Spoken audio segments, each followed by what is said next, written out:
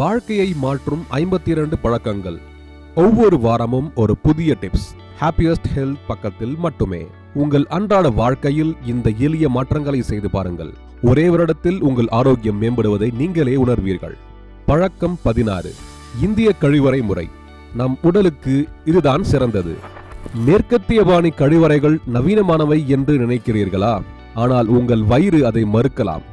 இந்திய முறைப்படி அமர்ந்து கழிவறையை பயன்படுத்துவதுதான் செரிமான மண்டலத்திற்கும் இடுப்பு தசைகளுக்கும் ஒட்டுமொத்த வயிறுக்கும் ஆரோக்கியத்திற்கும் சிறந்தது.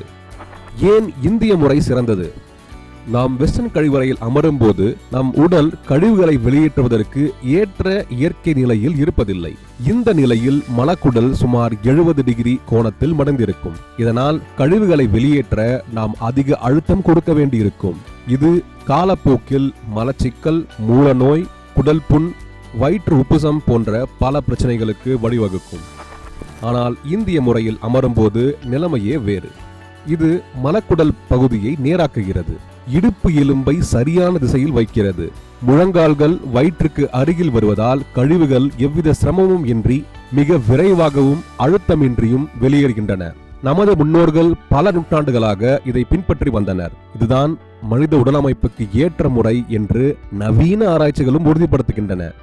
நாம் என்ன செய்யலாம்?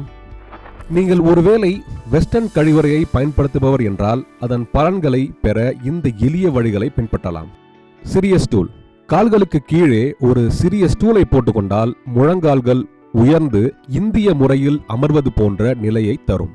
போன் பார்ப்பதை தவிர்க்கவும். கழிவறையில் அமர்ந்து கொண்டு நீண்ட நேரம் போன் நோண்டுவதை நிறுத்துங்கள். நேரத்தை குறையுங்கள். கழிவறையில் 3 முதல் 5 நிமிடங்களுக்கு மேல் செலவிட வேண்டாம்.